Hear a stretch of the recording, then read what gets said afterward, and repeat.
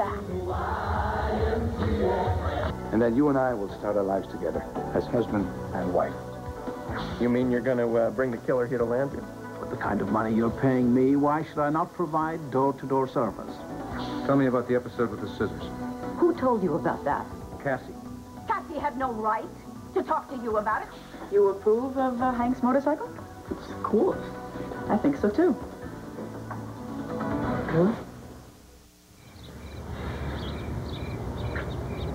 It's funny. Call this peace and quiet, but well, they're busy with the crickets and the birds. Wind in the trees. Cracky squirrels. The noise bugs them. I tell you, though, I could deal with this noise for about 12 months out of the year. You can. I'll come back tomorrow and I'll tape it for you. We'll call it Lantana Mountain Moments. I can put it on the shelf with the CD of whale songs that Vicky gave me. That way I can have a deep sea and a dry land version in the way to keep me from getting my... Motorcycle, you hear that? I hate them now. The roar kind of sums it up, doesn't it?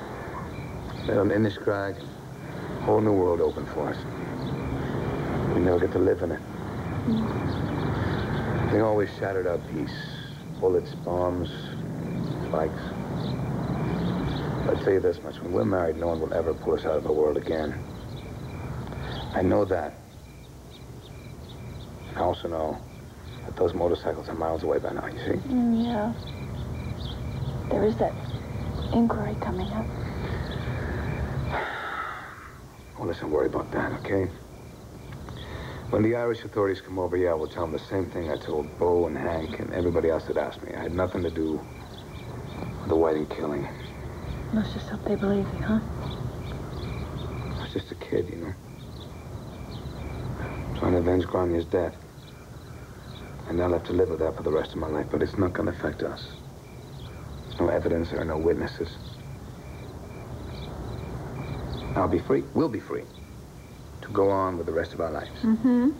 The happily ever after variety, I hope. Mm-hmm. The squirrels and the crickets for our witnesses. Well, okay, I'll take that as a promise.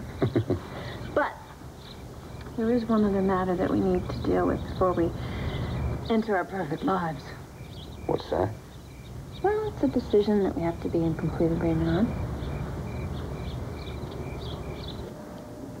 Would you please repeat that for me? Eli needs a home. I want to give him one. But believe me, the idea caught me by surprise, too. When did this occur to you? Right when you left the diner with the boys. You know how people say that things come to them in a flash? It was almost like that. Well, maybe you ought to give it some more time, see if it keeps flashing. I haven't really thought it through completely, if that's what you're saying, but I know that it just feels right. And I know I had to come over and tell you before I lost the nerve. Ah, well, so you'll admit that this is not exactly a moment of pure, unalloyed joy. No, it's actually, I'm scared to death. No, but not of Eli. Of being rusty. Hey, listen, you got to consider that this is a teenager. You know? Teenager. Not exactly the easiest teenager to communicate with in the world, I might add. But even in the best case, easy and teenager rarely go together. Look, I know that Eli is a tough customer, but that's just the point, though.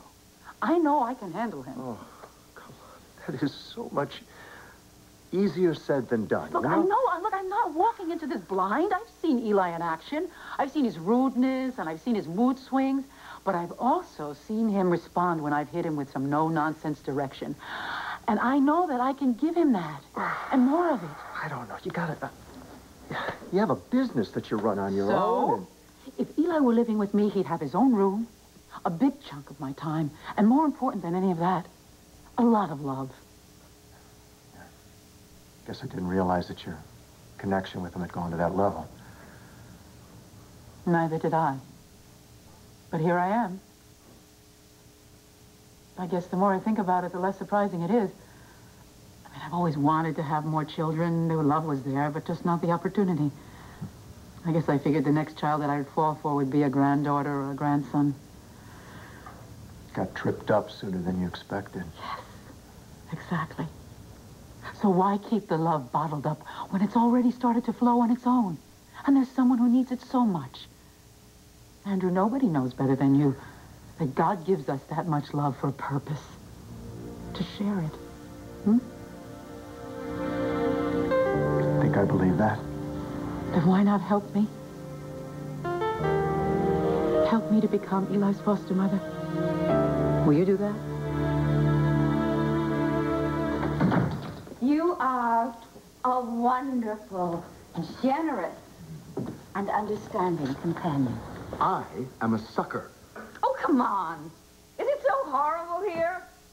I was perfectly comfortable in my place. Your houseboat is not a place. A place doesn't move. Well, neither does my houseboat.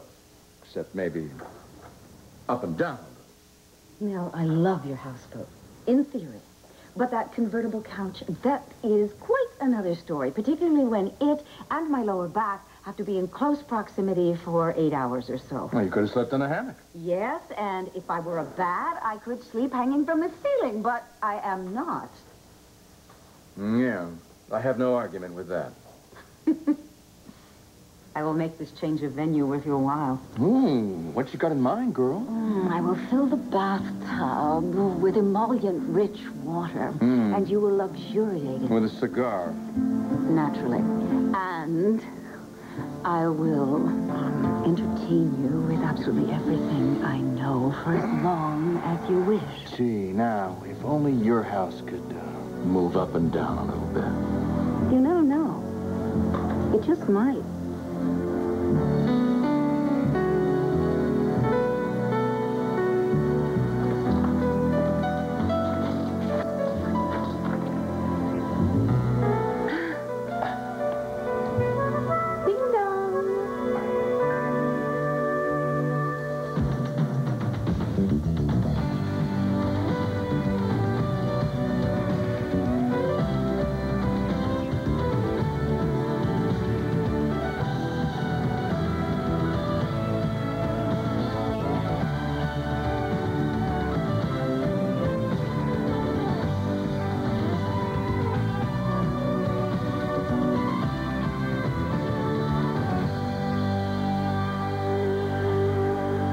One Life to Live, brought to you by Revlon, revolutionary products for revolutionary women.